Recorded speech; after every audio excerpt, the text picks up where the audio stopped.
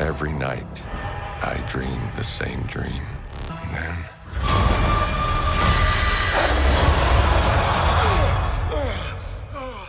Round 6 Yeah. of Doctor I Strange. think that's the count. As far as cinema, and then obviously What If as well, the animated series. So it's seven times it's him. Yeah. Tell me a little bit about the process of getting into all the different variants. The image of them, how they correlate with something recognizable, but shift something new and different that either he can learn from or that we understand a little bit more about the complexities of him from. These are strangers that we know and don't know, making different choices which have different outcomes in different circumstances. And I think that's the rich potential narrative kind of backdrop for the multiverse. It's gonna just be able to explore all of that with many characters. And it's great to be a gateway into that phase of the MCU. What were the biggest questions for yourself coming into the Marvel Cinematic Universe? Well, it was daunting. I had never really worked on a movie where the characters came to me already fully fashioned. Benedict Cumberbatch had been in Doctor Strange, probably 6 Marvel movies. He knew who he was. He comes wardrobe ready and everything. And same with Elizabeth Olsen, who had been in WandaVision and all the other Marvel movies. Yeah. So I thought, okay, my job is different. I'm not creating something from scratch. My job is to recognize where they've been, what their understandings of their characters are, and take this story forward. And not just in any way, but to really understand the characters, to know what the next step for them would be. And that would be a satisfying journey for the audience. But I never meant for any of this to happen. 6 years since we last saw Dr. Christine Palmer.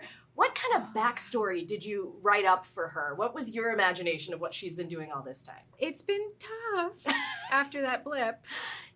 Yeah. Times have been tough. Yeah, times have been tough. But she's found love and things are really turning around. It's been a big 5 years. Yeah. I mean, listen, I was like, did she meet him on the apps? I was trying to write the love story. Right. His job kept changing, so my backstory had a hard time keeping up with. He was a pediatrician, and then he was a teacher, and then I can't remember where we landed in the end, but I just assumed a bar in New York. Perfect. I mean, why not? Right? A nice, glass of Something wine, normal. a glass of red. Yes. She just wants a normal life.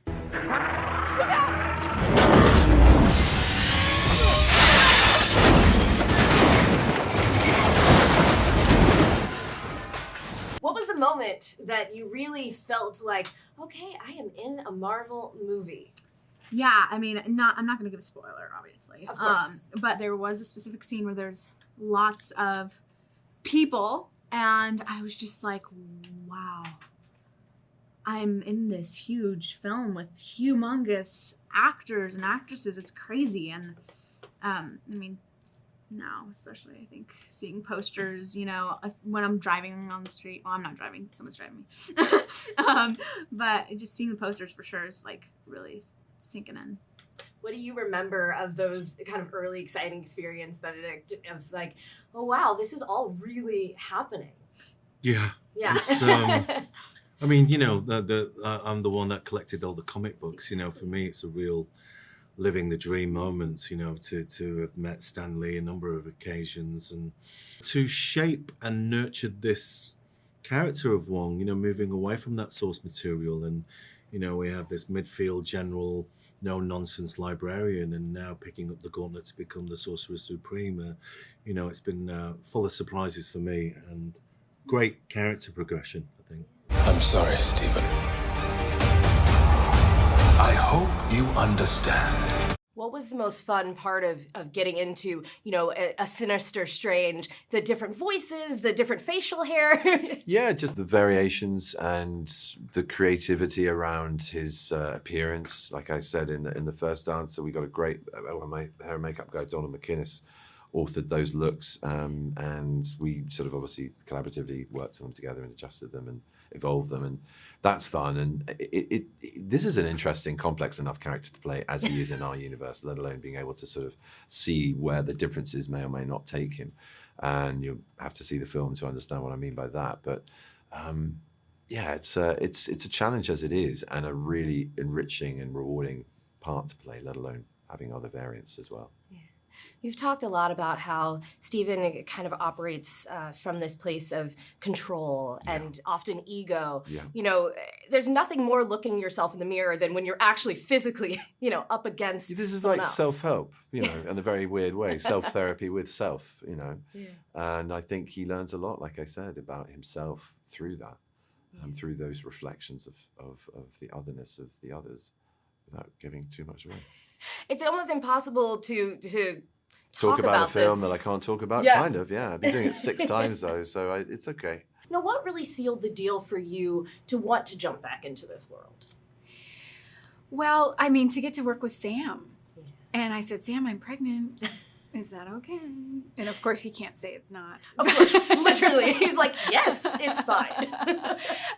But no, he was like, this is great, you know, let's do it. And I've got lots of exciting ideas for Christine and her evolution. And, you know, and he took me through the whole journey, and it just sounded really fun and thoughtful. And I was excited to come back.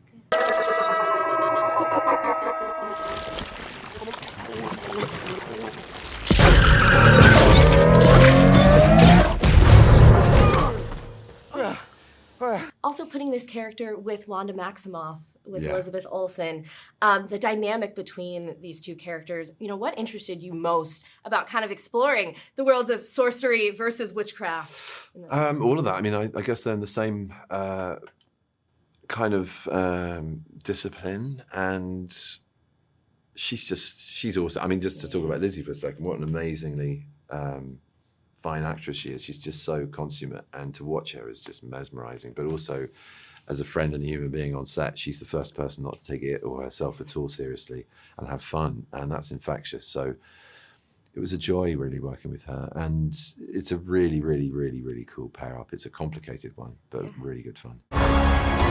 Things just got out of hand. Which multiversal variant of yourself, you, Benedict, would you most want to meet? None. I think if there's one out there, I just don't want to know, because I find it complicated enough being this guy, let alone meeting another variation. And I probably suffer FOMO or sort of some crushing realization I've got it all wrong. No, I think, you know, it'd be on a pragmatic level, I guess you try to learn. You try to learn from your other self. But yeah, life is complicated enough without a real multiverse. Let's hope it doesn't exist. The one that truly understands that it's all just for laughs and is gardening somewhere. I would like to see myself be, you know, in one version, more into the musical theater realm, because I did do musical theater, but then I did this other world. So I'd like to see if she ever went to Broadway. Did she make it? Did she make it to New York? I still like to be doing this, but possibly, you know, Spider Wong. I kind of want to play Spider Wong. I might be a farmer. Oh.